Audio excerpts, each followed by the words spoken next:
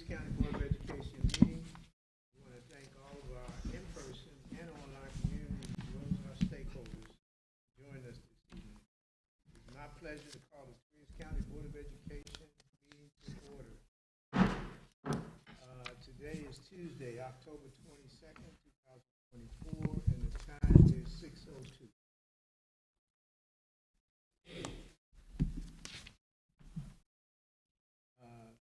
Today we have two cadets with us that's going to lead us in the pledge.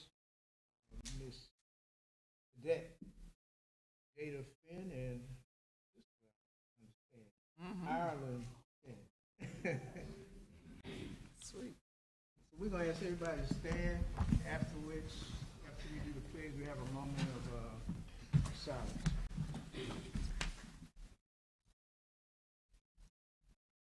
I pledge allegiance to the flag of the United States of America and to the republic for which it stands, one nation, under God, indivisible, with liberty and justice for all.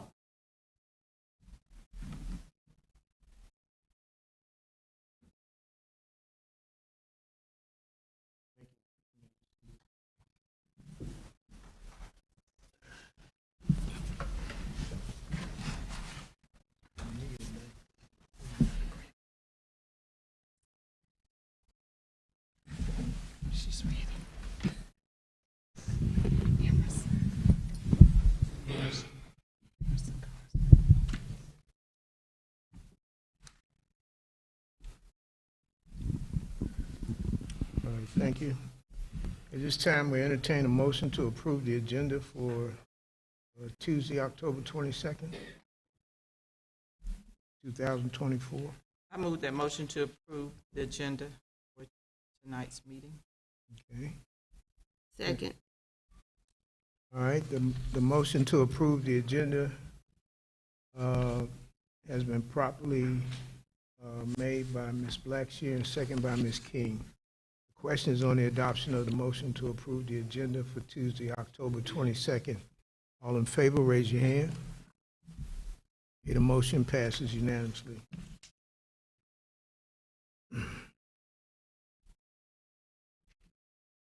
All right, you've all had an opportunity to view the minutes from September 10th, our regular session, as well as September 12th, our call session. Are there any corrections to the minutes?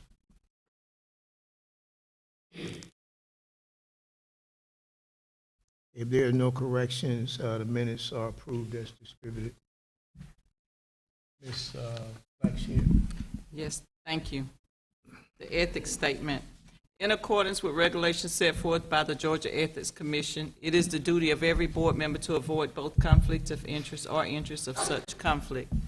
Does any board member have any known conflict of interest scheduled before us or appearing on our proposed agenda? Mm-hmm.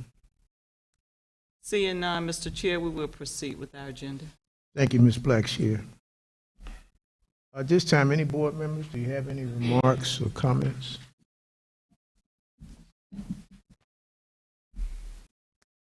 If not, Dr. Bullock? Yes, sir. Mr. Chair, Vice Chair, board members, we are raring to go. We have lots of activities going on in our school district, excellent activities that we're going to announce on tonight. And many of these activities our community can participate in. So we always love when our community has an opportunity to engage in our schools and with our scholars. Of course, we are district with a vision, generating excellence, one team, one goal. And our mission is to inspire, challenge, and prepare all students to compete globally. On Thursday, October the 24th, at JES, Reeves County will participate in the Jumpstart's 19th annual Read for the Record Day. Read for the Record Day is a worldwide event where communities across the world and millions of readers go into elementary schools and read the same book across the world. And that book is read in order to build literacy, social, emotional skills for students, and the Jumpstart organization sponsors that activity, and they select the book. So right now, we have, I want to say, over 20 readers coming to JES to read on that day. Also, the entire senior cabinet will be participating as well. This is an opportunity. If you want to participate, I'm sure Mr. Davis would love to find a place for you to read and to serve on that day. So that's Thursday, October 24th. It's from 9 till 11. Read for the record at JES. On the same day, that evening, at 6 p.m., we will have our Reach Classic White Gala on this year. Our Reach Gala, as you know, is the time where we identify middle school students who will be working towards great grades, attendance, and attitudes in order to earn a $10,000 scholarship when they graduate from high school to go to a Georgia college. So we will be inducting 5 additional Reach scholars on that night, and we invite everyone to come out to that event. It is a ticketed event. The tickets for one seat is $25, and then there are other levels of sponsorship as well. But that will be at the Twiggs County High School gym at 6 p.m. on this Thursday night.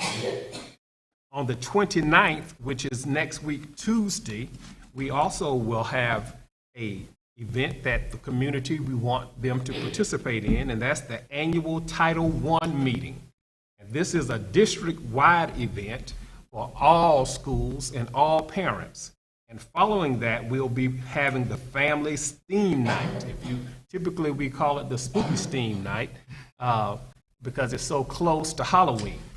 So we want parents and students to come out and hear how we are utilizing our federal funds to support our students in our Title I schools. And we want you to get involved and put your hands on some of these STEAM and STEM activities that we have been providing for our students. We want parents to see and experience what students are experiencing in the classroom. It always is well attended, and we invite as many of our students and families out on that night. Again, it's district-wide, but it will be conducted inside of the JES gym, and we'll start at 5 p.m.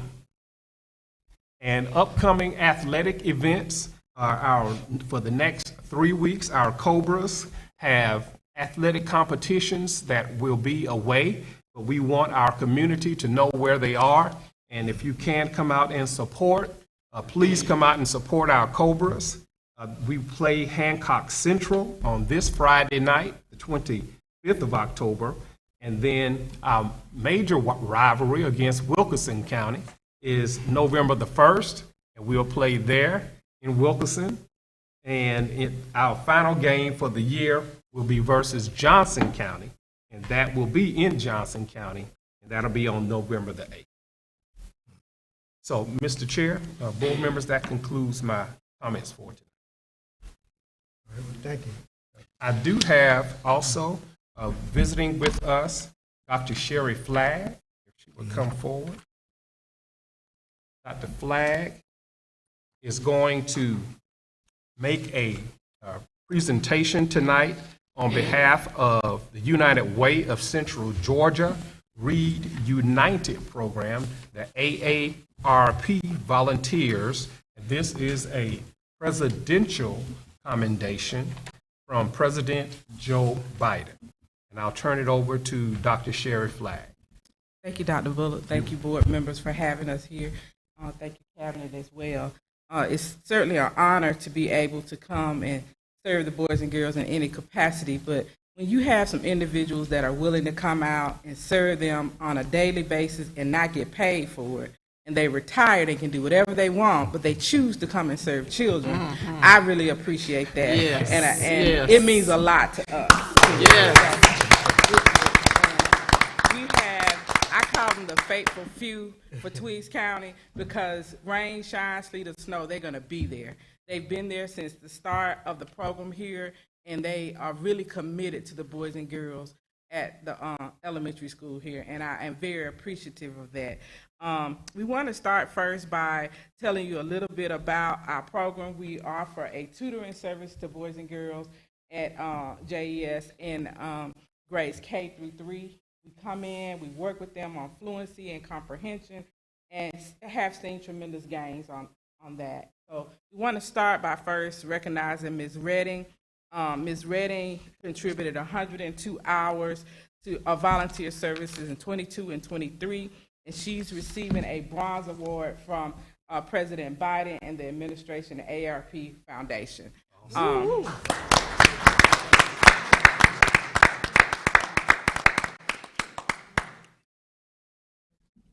on up, Ms. Redding. And then in addition to Ms. Redding, we have Ms. Annette Stevens. Ms. Stevens contributed 115 hours of service, and she was among 157 volunteers across the nation to receive the Bronze Award. Woo-hoo. Ms. Redding, can you stay up and we take a picture with the superintendent and everybody? And this is Ms. Stevens. And in addition to that, Mrs. Gallimore, I would be remiss if I didn't ask her to come up as well, because Ms. Gallimore made 99 hours, needed 100 to get the award, but I wanted to honor her, and I asked her to come as well, because she was so close, and I know she'll be able to do it as well. Amen. And in addition to that is Ms. Carla. Ms. Carla is the site coordinator there as well. Yeah, come on. So I appreciate you allowing us to come into your schools and to service the boys and girls. It means a lot to us to be able to do that as well. I'm in this picture too.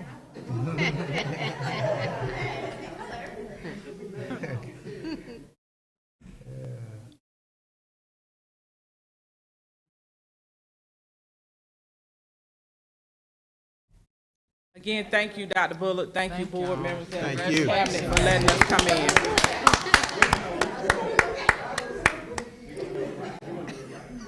What y'all do wrong?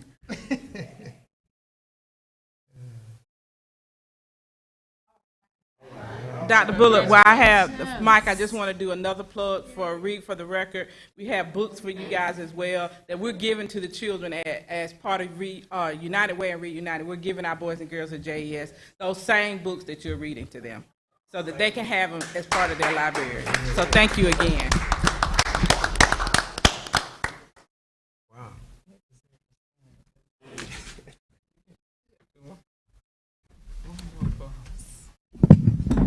I have one of my board members say that deserves a standing ovation for these ladies donating over 100 hours of service to our students, reading, making sure that they reading on grade level by 3rd grade. Ladies, we can't thank you enough.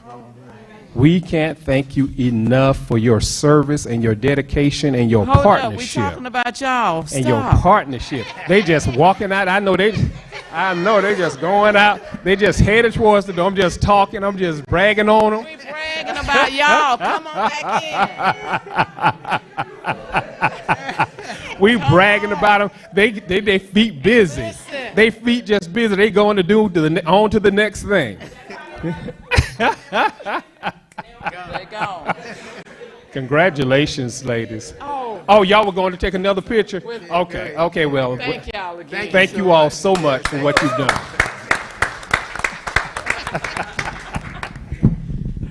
All right. And board members, we have one more announcement that Dr. Griffin Stewart is going to come and make. Okay. That the Twiggs County Middle School students will be recognized for their reading growth on the Georgia Good afternoon, milestone. Chair Karstoffen, Vice Chair Rouse, board members, Superintendent Dr. Mac Bullard, and all of our stakeholders listening virtually and in person. It brings me great pleasure, and I'm very humbled to share that our middle school will be recognized on this upcoming Monday from our very own State Superintendent, Richard Woods. And so why is that? On Monday, October the 28th, State Superintendent Richard Woods will visit Twiggs County Middle School to present them with the Georgia Literacy Leaders Banner for excellence in reading. Twiggs County Middle School 6th and 8th graders had a 15% or higher increase on the Georgia milestones in the 23-24 school year. So that deserves a round of applause.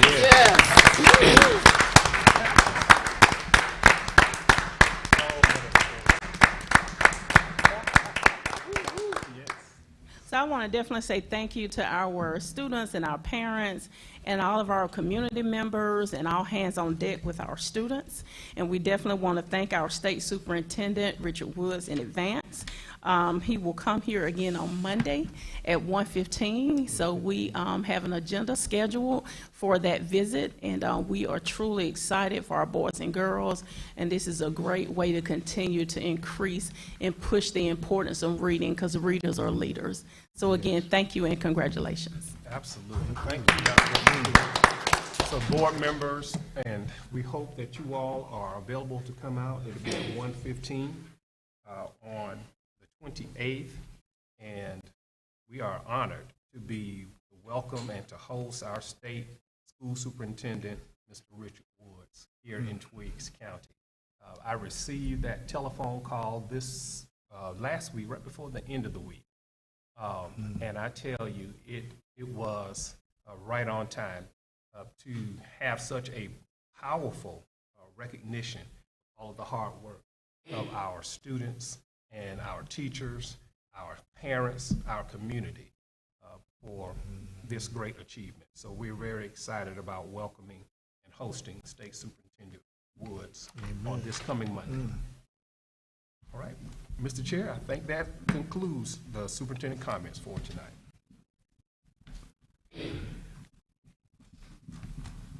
Well, I'm so happy to hear so much good news to start this meeting off today.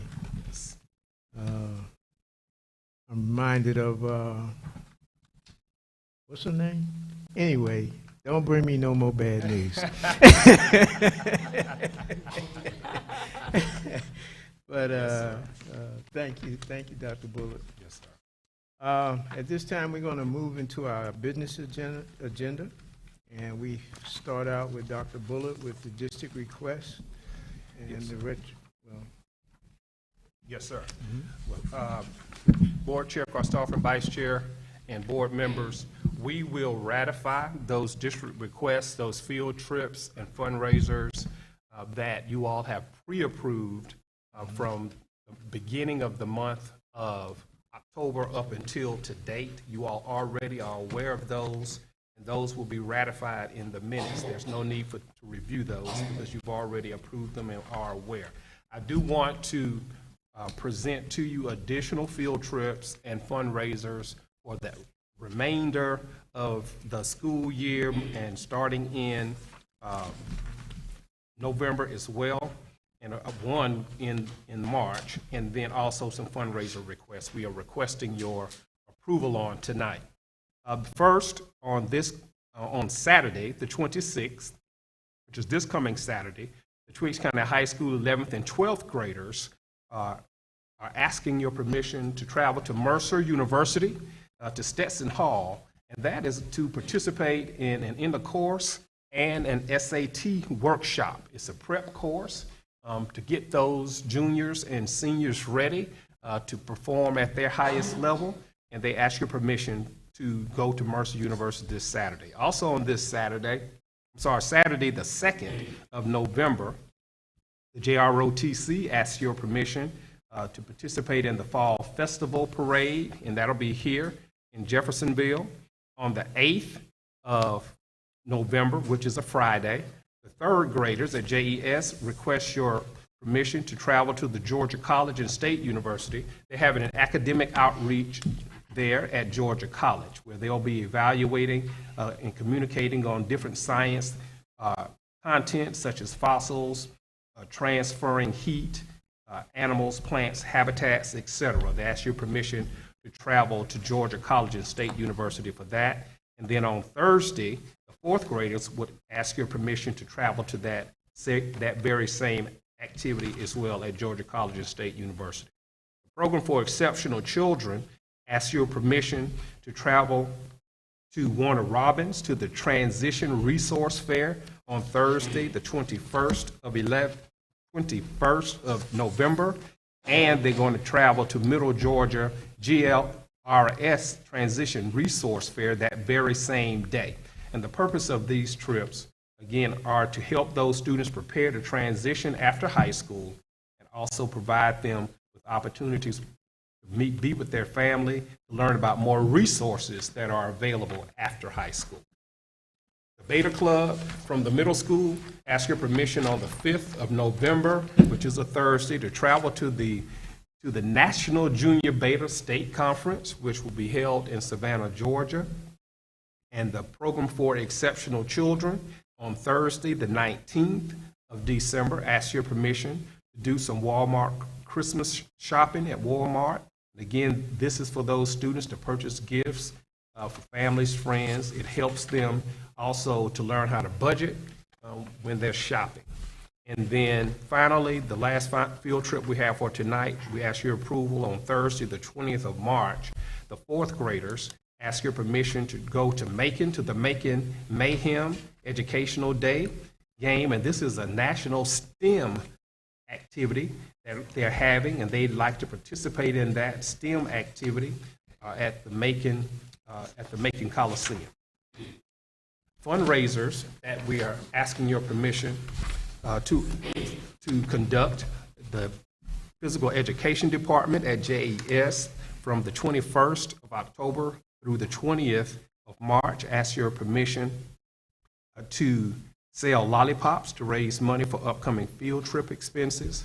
The JROTC asks your permission to sell chocolate bars in order to supplement the cost for the JROTC equipment and trips, and that'll be from the beginning of November through the end of December.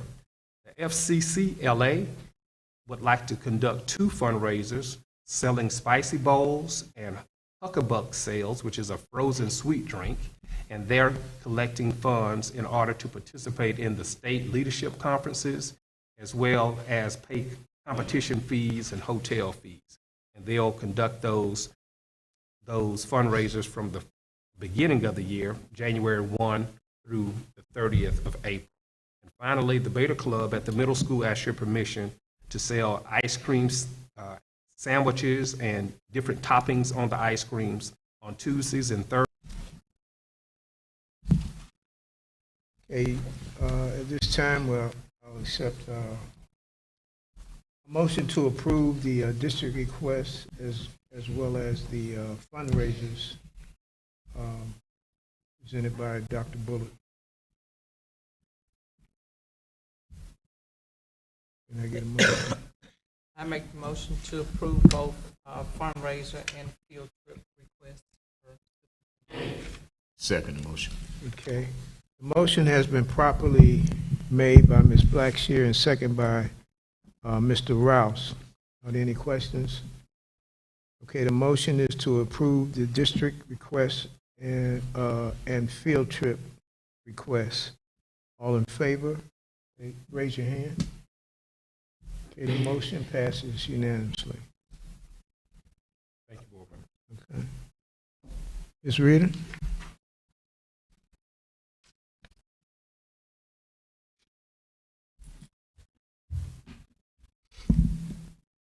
Good evening, Board Chair Karstarpin, Vice Chair Rouse, esteemed board members, Superintendent Dr. Mack Bullard, and stakeholders in person and online.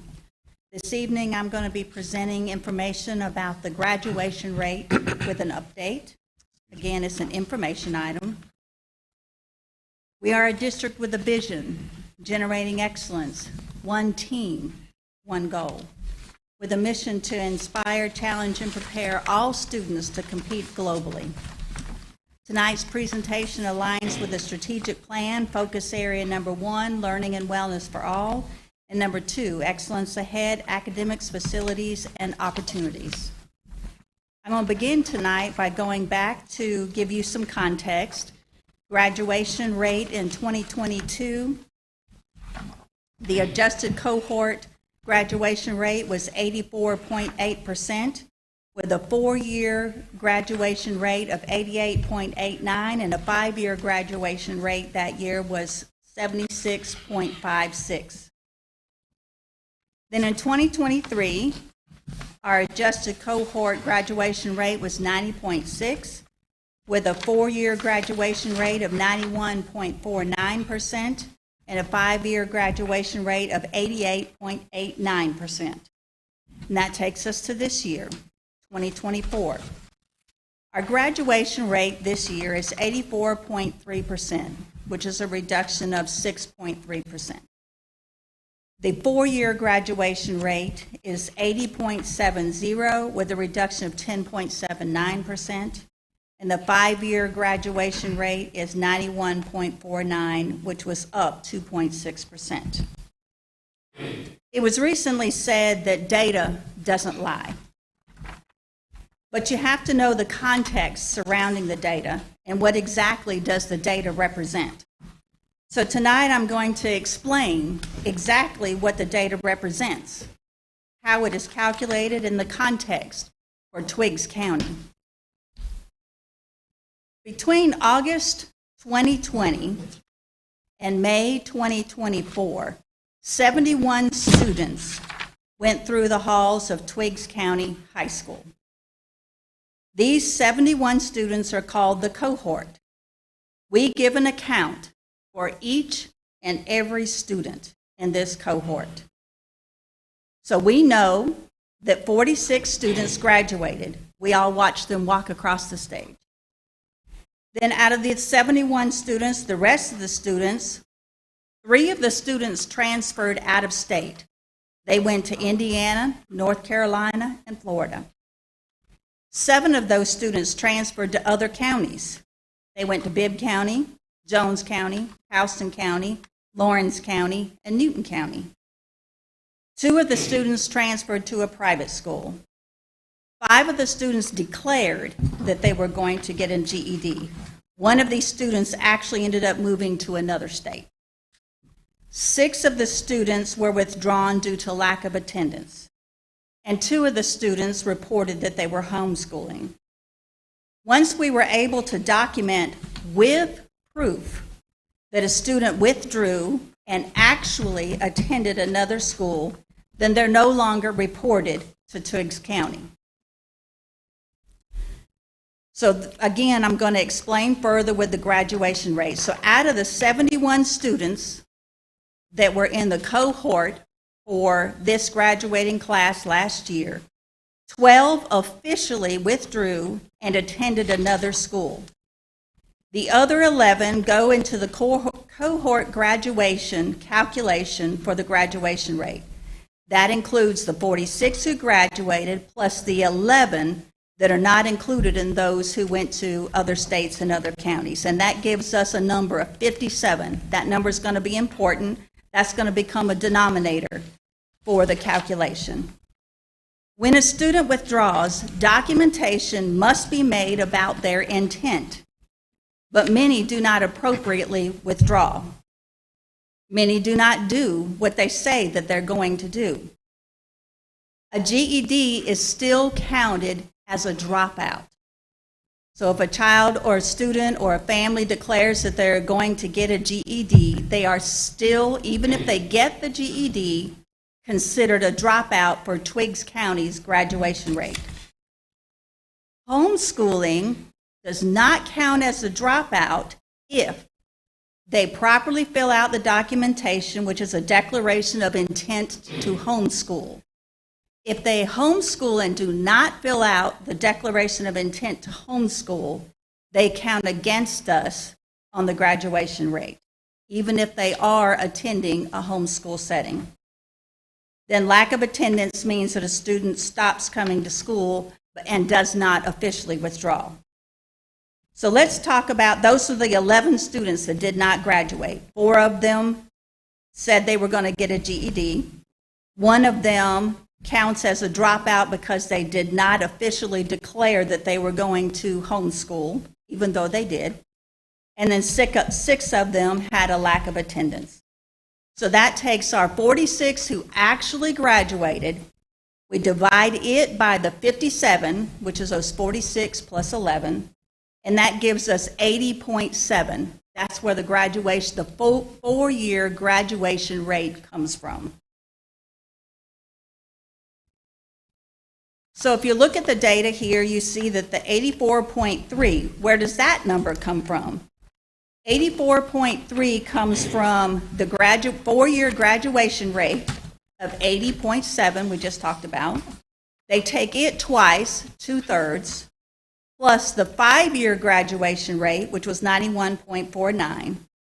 So 80.7 plus 80.7 plus 91.49 gives us 252.89. We divide that by 3, and that gives us 84.296, which they round to 84.3. So let's talk about this impact that this has on our graduation rate. These students that graduated last year, their freshman year, when they began high school their freshman year, we were 100% online instruction. No student was face-to-face from August until February.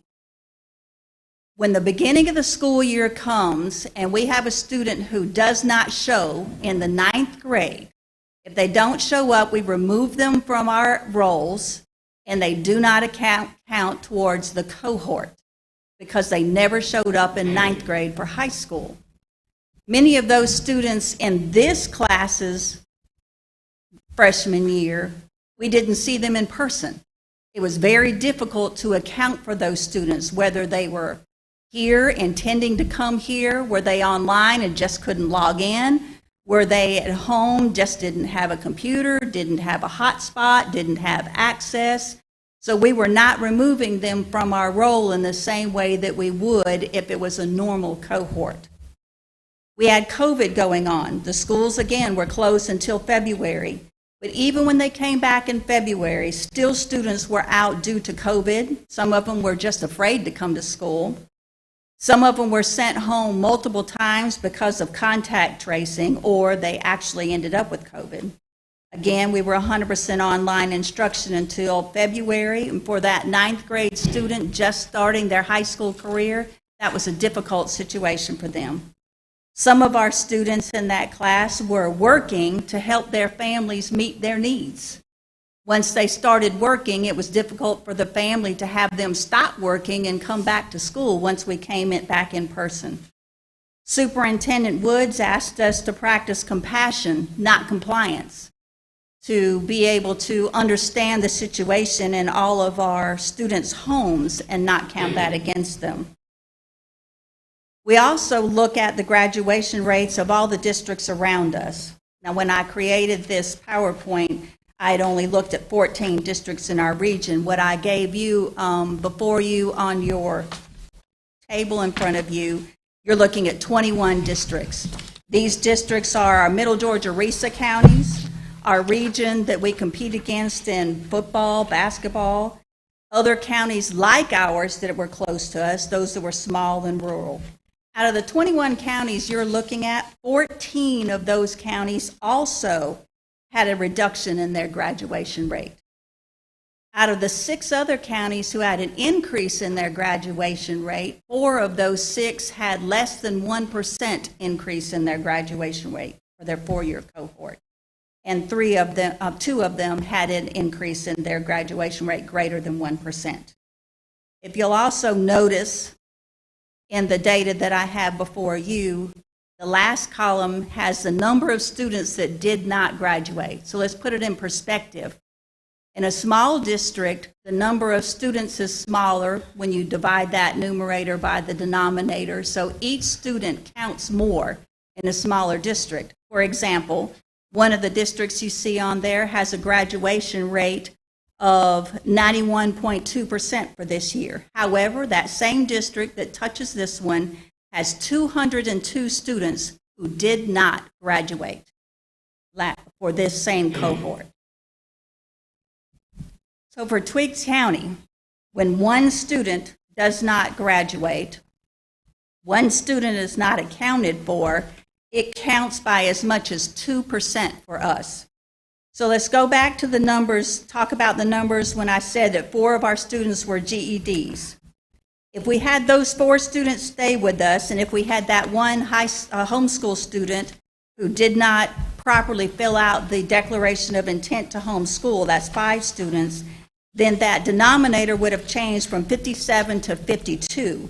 And if we took 46 divided by 52 instead of 57, our graduation rate for this year would have been 88.46 rather than 80.7%. If we had gotten just one more student to graduate, it would have increased by another 2%, and we would have been over 90% graduation rate. So in Twiggs County, one student counts can be 2% or more, depending on the number of students who graduate. So let's talk about, we talked about the impact that the situation had on these students. What are our next steps in Twiggs County? Our next step to improve our graduation rate, as you saw 2 months ago, you had before you the CLIP, the Consolidated LEA Improvement Plan, which had our district improvement goals. That was given to you 2 months ago. It was developed over the summer. We already knew where we were headed with the graduation rate. So we already have as one of our goals to improve the graduation rate by 8%. What have we done? We have a new principal. We have a new assistant principal. We have a new counselor at the high school. The high school has already developed a team to monitor attendance, which directly impacts graduation.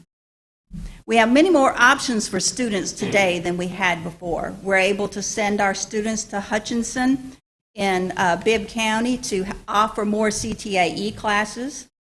We have another program that is very important, especially for those GED students. That's the Central Georgia Tech Academy. It has the purpose of attaining a high school or college technical credentials to prepare for in-demand careers for students aged 16 to 21. So rather than getting a GED withdrawal, you attend this academy and you end up with a diploma and you end up with a certificate. For example, if I wanted to get a CDL, if I wanted to get a welding certificate, I would officially withdraw from Twiggs County, enroll in Central Georgia Tech Academy, which has a different setting than Central Georgia Tech. It is for 16 through 21-year-olds. Once I enroll there, when I finish that program, I will get a high school diploma and I will have a college or a certificate for a CDL license, for example, a welding certificate, for example, and I would have a career. And this says, according to this, are you interested in guaranteed employment options above the minimum wage? That's what they offer to our students who are going there. So that's an option that we did not have before. So combining all those things together will help us to improve our graduation rate. So if we increased our graduation rate by the 8% that we said that our goal is, that would put us at 88.7 for a graduation rate. Take that twice, plus the 80.7 that we had this year for our 5-year cohort, and that would be 258.1 divided by 3, and that's an adjusted cohort graduation rate of 86.03 without us doing anything to improve it. Now, this task force that the high school has in place for improving attendance and graduation rate, they're already looking at some of those students that we have that may or may not graduate, and they are targeting those families to try to find out where are you, what are you doing. If they are homeschooling, and some of them are, if they are homeschooling and they did not fill out that declaration of intent to homeschool, we go back and do that, and that adds 1 to 2 to 3 more students to that number. And then graduation rate automatically increases. If we can talk to a student and give them other options rather than just dropping out due to lack of attendance or obtaining a GED, and offer them some of these other options we have, then that's a way to improve our graduation rate as well. But I don't want to focus on the number. I want to focus on the student, because it is the student's future that we're talking about. That's what's more important than anything else, is giving them options for their future. So we want to focus on their future and what can we do to improve the trajectory of their life ahead of them, beginning in high school. Board, are there any questions?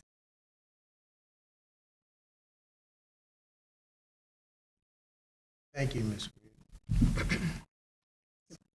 Great presentation. I just want to say, so we'll have someone actually tracking to make sure these students know about, the further help that you all can offer with the technical. Yes, ma'am. We do not have one person. We have many people who are doing that. And Ms. Jenkins is leading that group at her school to make sure that that happens. She's doing a great job putting that team together to look into that.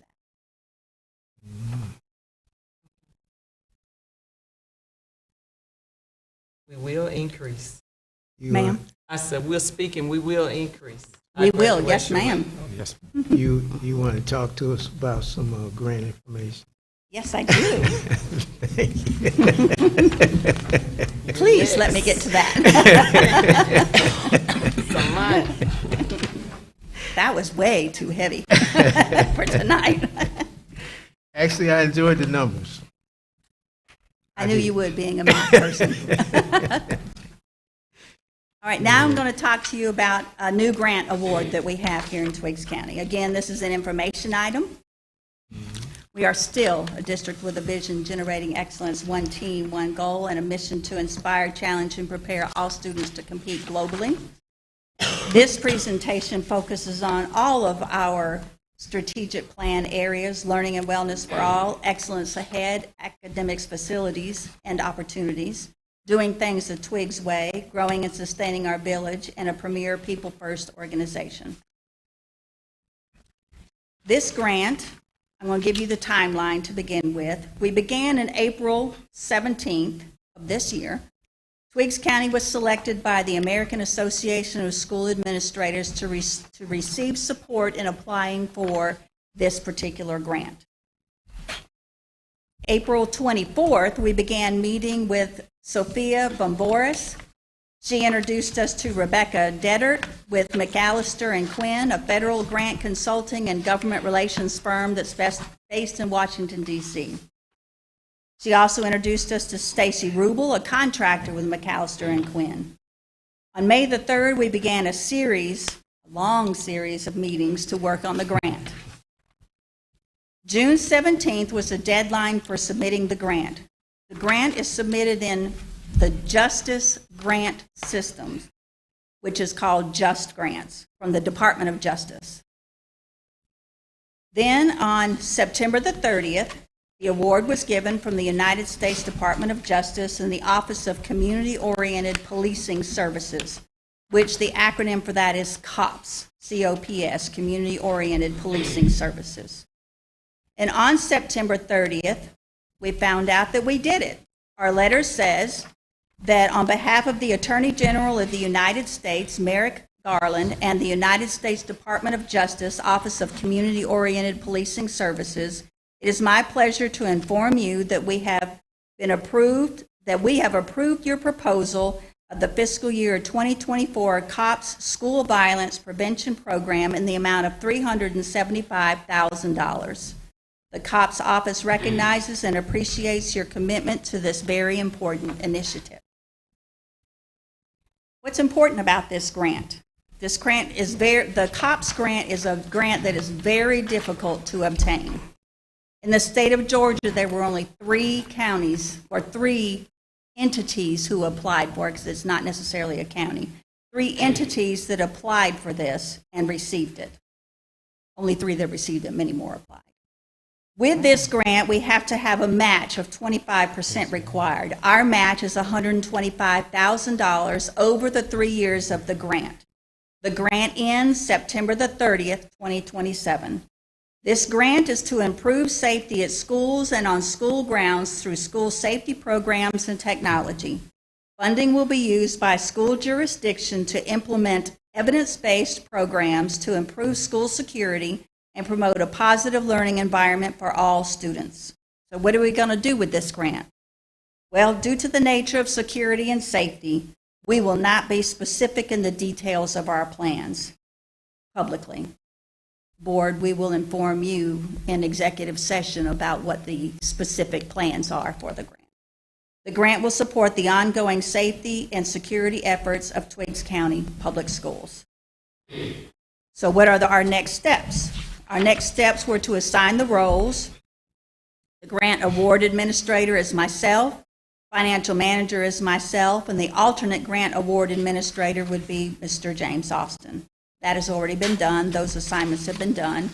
Then we were to accept the grant award, and at the time when I did sent this presentation out to you, we were waiting on that to be activated. It has been activated, and we have accepted the award. We are to identify partners and begin partnerships, and we have already done that as well. We've already secured the vendors who would be supplying the things that we would like to purchase and the things that we would like to do with the total of $500,000. Are there any questions? Thank you. You're welcome. Is that better news?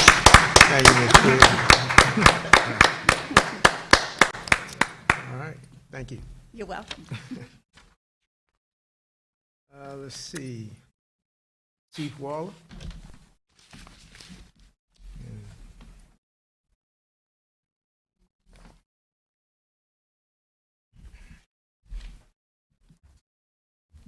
Good evening, Superintendent Dr. Bullard, Chair Karstoff, and Vice Chair Rouse, board members, and members of the community joining us in person and virtually.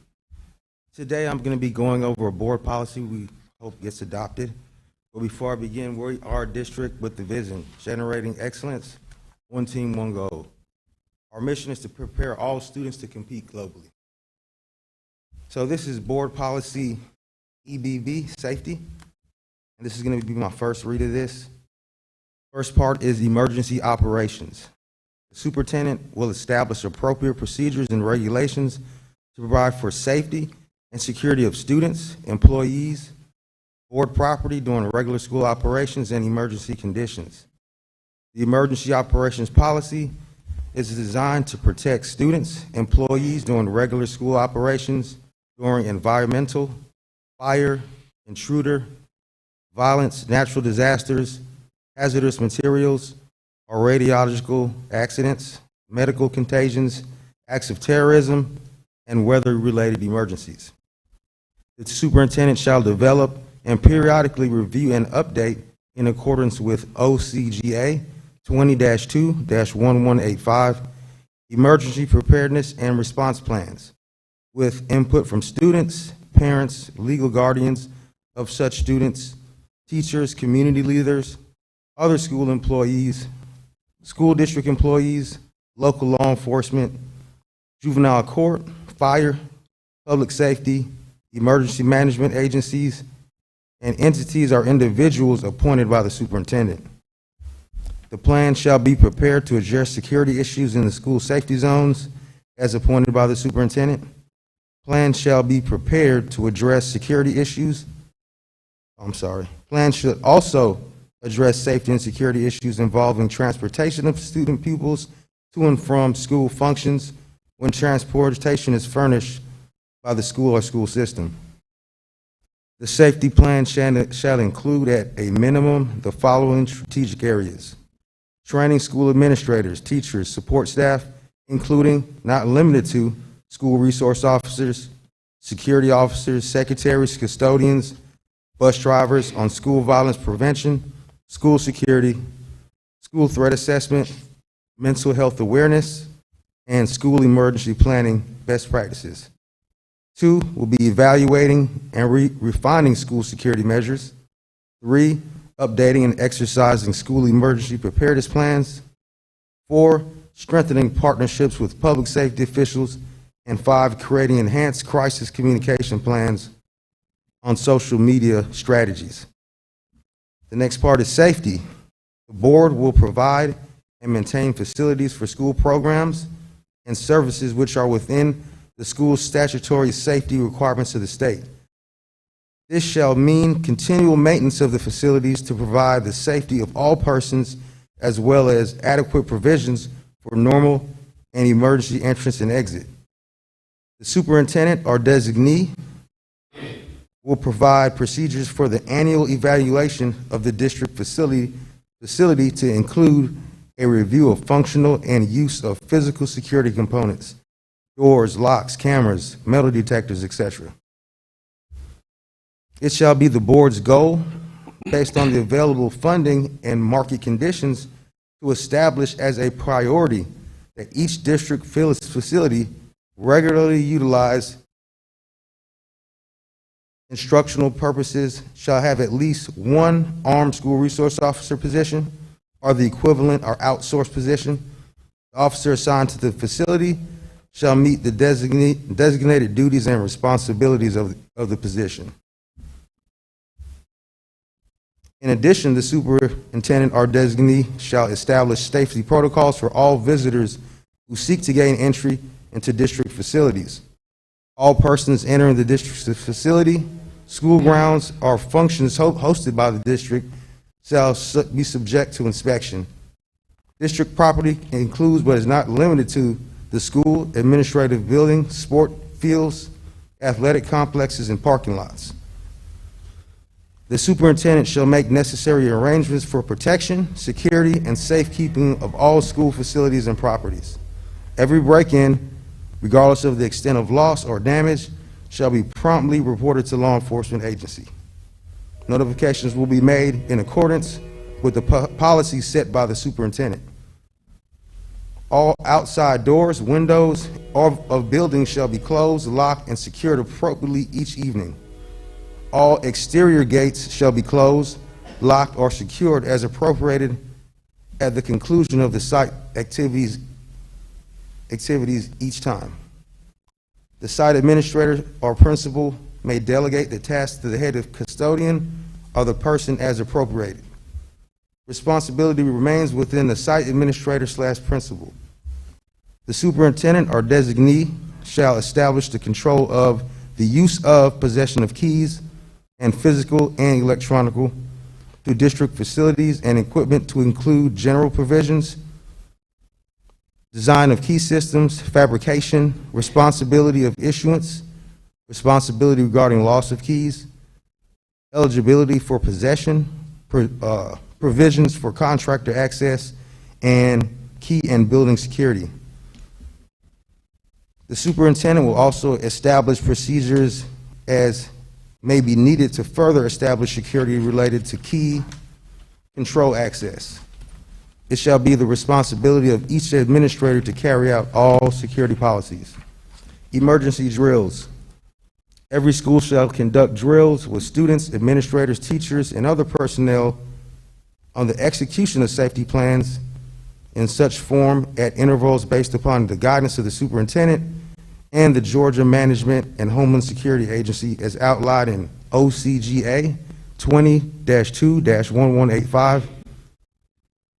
Various drills will include intruder alert drills, severe weather drills, fire evacuation, and man-made or technological hazards.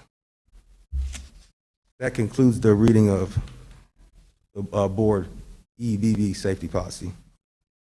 Do you have any questions? Any questions? This will be posted on our website. Yes, ma'am. Mm-hmm. Thank you, Chief. Yes, sir.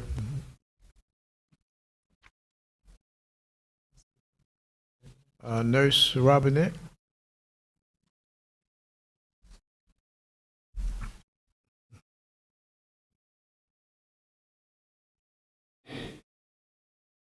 Good evening, Board Chair Karstafen, Vice Chair Rouse, board members, Superintendent Dr. Bullard, and constituents in person and virtually. My name is Jessica Robinette, and I'm the school nurse for Jeffersonville Elementary School. I am presenting the informational item regarding our AED guidelines and procedures that we will use in our district. I will also provide information about Project Save with Children's Healthcare of Atlanta. It supports our vision, generating excellence, one team, one goal, and our mission to inspire, challenge, and prepare all students to compete globally. It aligns with our strategic plan goals 1 and 2. 1, learning and wellness for all. 2, excellence ahead, academics, facilities, and opportunities. I will be going over the Twiggs County Public Schools school-based AED program guidelines. School implementation of these guidelines should include having all on-site AEDs in an easily accessible location that are specific to each school and decided by the site coordinator, principal, or other school-appointed AED coordinator. Each AED should have 1 set of adult electrodes, 1 set of pediatric electrodes, 2 pairs of latex gloves, 1 razor, 1 set of trauma shears, and 1 CPR pocket mask. Each school is responsible for developing a cardiac emergency response team, or CERT, and each team will collaborate regularly to perform monthly drills and develop a cardiac emergency response plan, or CERP. All emergency equipment should be readily available, inspected monthly, and brought to all school medical emergencies during all school hours. All AED equipment and accessories should be in a state of readiness. Regular equipment maintenance should be performed. Monthly inspections should be completed to check for defects and expiration dates by the designated clinic staff or the AED coordinator. It is recommended that all school staff who have access to or use an AED obtain proper training by a nationally recognized CPR course by a certified instructor. Any lay rescuer trained to provide CPR and use an AED may use the school-based AED unit. The AED coordinator or clinic staff shall maintain a training record for school staff. It is recommended that monthly drills be conducted by the AED coordinator and or clinic staff and shall include members of the CERT team using guidelines from Children's Healthcare of Atlanta and Project SAVE. All AED events conducted must be documented and reported to appropriate agencies by the AED coordinator within 24 hours of all incidents where an AED is used. The schools will utilize an AED performance checklist, training record, and post-event review form to ensure that all incidents, training, and drills are documented. This past summer, myself and Ms. Lewis had the opportunity to go to Jekyll Island to participate in the Georgia Association of School Nurse Conference. And there I was trained as a CPR instructor for AED, first aid, CPR, stop. And I am now affiliated with Project SAVE out of Children's Healthcare of Atlanta. With this affiliation, I'm able to instruct and certify members of the community as well as any Twiggs County school faculty and staff that works directly with children at no cost to the school or the individual.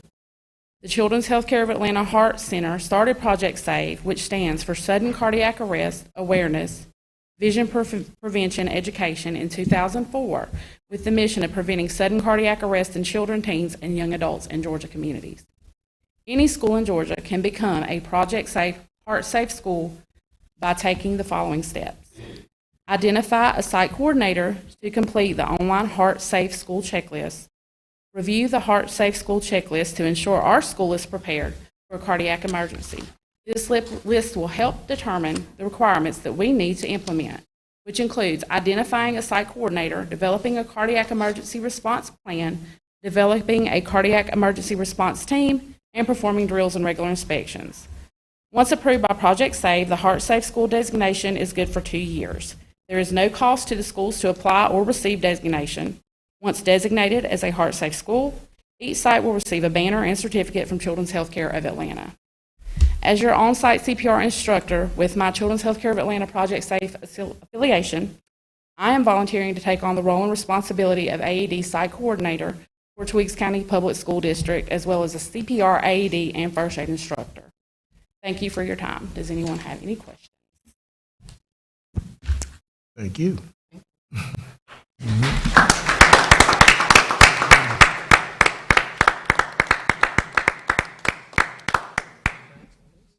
Oh, So they can hear you out in the community. Sorry.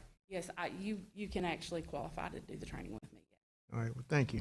Anybody that works for the board, anybody in the school district that works with children. Thank you. You're welcome. Anybody else? Thank you very much. Thank you, Ms. Robinette. It's the Dot C. is it Seegers or I keep messing you up. Good evening, Good evening. Good evening, Board Chair Karstafen, Vice Chair Rouse, board members, Dr. Bullard, and of course all of our constituents that are here with us this evening and those that are online. I'd like to share an informational item with you this evening about an organization called STEADY that provides online substitute training. Before I tell you more about that, we are a district with a vision, which is generating excellence, one team, one goal, and our mission is to inspire, challenge, and prepare all students to compete globally. Everything I'm about to share with you, of course, aligns with several of our mission statements, and those are 1, 3, and 5. Now, let me tell you a little bit about STEADY. STEADY.org was designed as an online substitute training program by Utah State University back in 1995. They were finding that they really needed to step up their training to help people that were coming in to become substitute teachers. So they went through and they did all of this research on how best to help substitute teachers come in and work with students. And they wanted to make sure that when they were doing this, that each substitute teacher came in and they were able to help improve student achievement because they found out a lot of interesting facts about how students interact with substitute teachers. So when they did this, they found out that not only did it help improve the practices of those substitute teachers, but it also improved the recruitment and retention in school districts across the United States, Canada, and the United Kingdom. So here are some things that they found out when they were doing research about substitute teachers.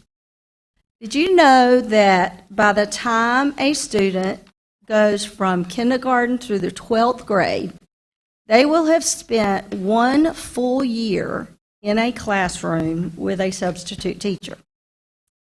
The number one request by substitute teachers is training them, of course, on how to manage inappropriate behavior situations. The number one request by permanent teachers and school administrators is that substitute teachers be trained on how to conduct themselves as professionals. And then the number one request made by students is that substitute teachers can present stimulating lessons and exciting activities and not just sit there and give them a piece of paper and a pencil or pen.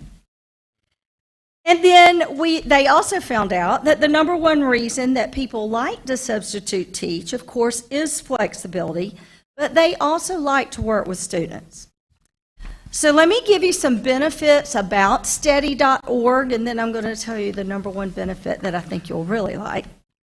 Of course, we know from the research that STEADY produces highly trained substitutes. Every bit of their training is a university-level course, and it also provides them practical training that the candidate, the substitute teacher, can access all year. Once they have it, they have it. They also have an invitation to a private Facebook group where they can talk to other substitute teachers and get ideas from each other and share some of the things that they deal with as a substitute teacher. And they also receive a bi-weekly newsletter. Okay? Now, one thing that STEADY found when they were implementing this is they found out that there were fewer complaints, they had fewer problems and fewer issues with substitutes in the classroom. And they noticed an increase in retention. They had they reduced the amount of turnover, which allowed school districts to maintain a healthy pool of available subs. So in order to do this, as I mentioned a few minutes ago, they found out that there were specific topics that they needed to cover. And as I mentioned earlier, some of those include professionalism, classroom management, teaching strategies so that they can implement those lessons, and then special education, and also compliance. And the state of Georgia requires every staff member to go through compliance training every year. So this compliance that they have does align with the Georgia compliance as well. Now, in order to complete the course, each substitute has to take an assessment to actually complete all of the course modules. They also are required to complete 8 to 10 hours of training. Now, the state of Georgia requires any new substitute who is not already a certified educator to have at least 4 hours of training, okay? And this training is at least 8 hours. So they are getting twice what they need based on the requirements in Georgia. The best part about it is the substitute can complete the training on their own time. They don't have to travel to a RESA. They don't have to come to a building such as ours when we have one scheduled. A lot of them will have other jobs, and this will be something that they do on a part-time basis, so to speak. So they can actually complete this training at home, in the comfort of their home, on their time schedule, in the evening, whenever they have availability. And then Steady provides the school district with a spreadsheet that is updated weekly. They send this to me with available candidates. I get a copy of the certificate that they receive when they complete the program, and they keep me updated with all of the main information that I need. Now, to the best part, this is absolutely at no cost to the district, okay? The substitute candidate, when they are preparing to become a substitute, they have to go through a training through RESA or through a training like this, and they pay $40 for the training. Like I mentioned earlier, doing the online training allows them to do it at their own pace, on their own time, and they have the flexibility to do it when they can. Once they pay the $40, they have access to the training at any time and from then on. So they can always go back. They can go back and revisit different modules. They can go back and look through some of the different ideas that are given to them to help with classroom management. So they have access to it. Once they've paid for it, they have access to it. The only thing that Steady asks of us is to put their logo and web link on our website, which is what we would need to do anyway for our substitutes that are wanting to substitute to have access to that link. But once they click on that link, they make the payment, and then they have access to that training. Okay? Y'all have any questions for me about it?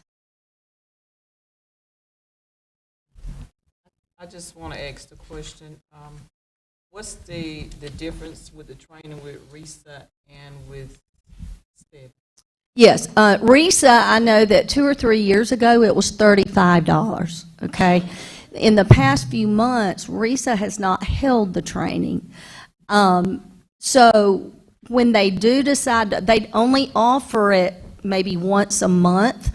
In the past 6 months, they have not even offered it because so many districts have either gone to an online training module or they've gone to outsourcing substitutes. So it's becoming hard for them to get the training and to get the 4 hours that they need. I have held a training once a month here. The problem that we have had is I've maybe had one or 2 people show up because of their time schedule, because of their work schedule. They have not been able to come when I have held the training. And then this allows them the opportunity, to be flexible with it. And they're going to get a whole lot more when they go through this training. So it's very similar, to answer your question, very similar to what RISA charges. And then they don't have to travel, they don't have to go anywhere, and it's done on their own schedule. Other So questions? what training do our subs have right now? So you saying Right now, I do it. Okay, and I have a 4-hour PowerPoint presentation that I give to them, and I go through some of those compliance modules. I go through some of the basics with, classroom management, how our district works, what we look for in a lesson plan, what we look for in a teacher, and them being active in the classroom and not just sitting there with their feet propped up and expecting the students to do work. I do all of that right now. The issue that I'm running into is being able to train whenever they are available. Because of maybe the way they work or maybe the way my schedule is. I've held one a month on a Friday morning. Okay, let me just, so when they are hired, they're not required to do any training? We cannot hire them until they do the training. Okay. Yeah, we So cannot. They have to right. come in, they have to get the background check. Yes. But prior to us hiring them per se and allowing them to go into a classroom, they have to go through the training.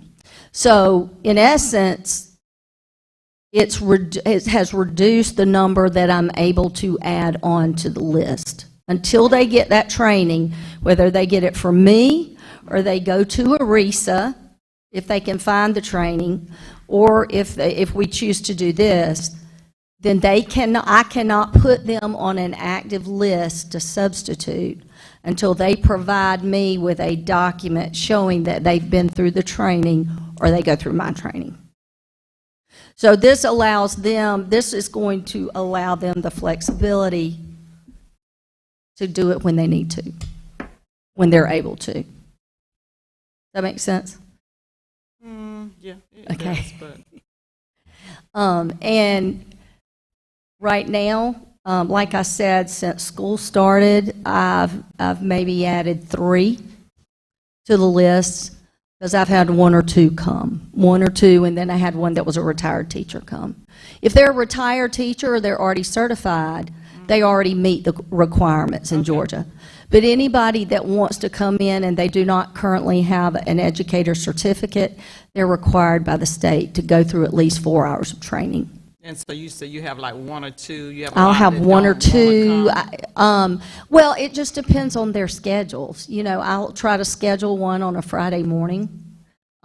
Typically, a Friday would be one of the best days for me, depending on what our schedules are here. And so I've had 2 total. And like I said, 1 was a retired teacher, so they didn't have to go through the training. So I've just been looking for different ways to allow them the flexibility, to be able to get trained on their own time. And they can still go to ERISA. They can provide me with that certificate as well. Just another option. It's just another option. It's just another option for them.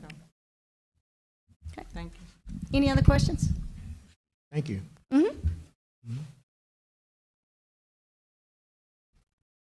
That was it, wasn't it? Yes, sir. Okay. Well, that concludes our business section.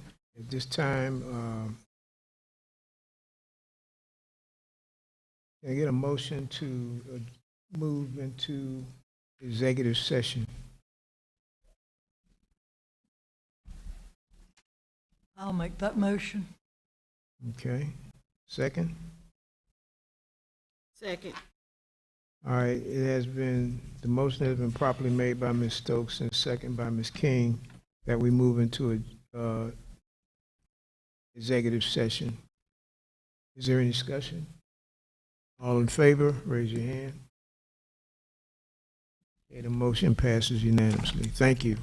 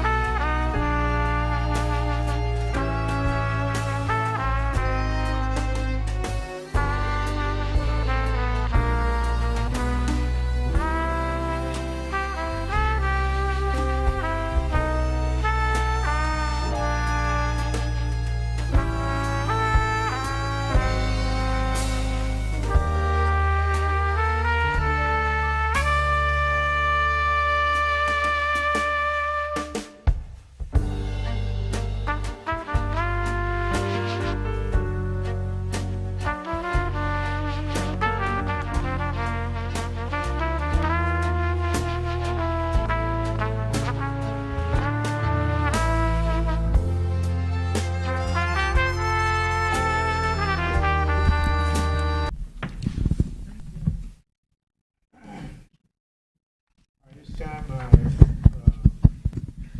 accept the motion to return from executive session. Can I get a motion? I make that motion. Second. All right, and the motion has been properly made by Mr. Rouse and second by Ms. Blackshear. All in favor? Raise your hand. The motion passes unanimously.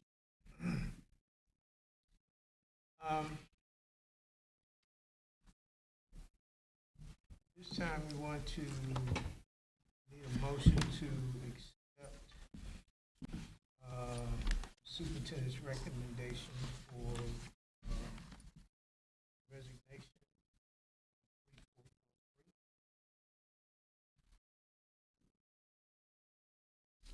a motion?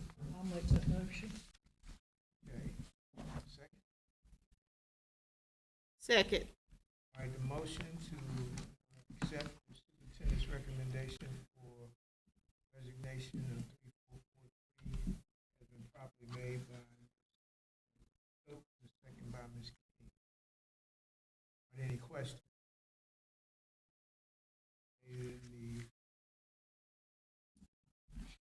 All in favor? Raise your hand. Okay, the motion passes unanimously. All the business, Mr. Chair. At this time, can I get a motion to adjourn? Motion. Second? Second. Okay, the motion has been made by properly made by Ms. Stokes and second by Ms. Blackshear to adjourn this meeting. All in favor, raise your hand. Up.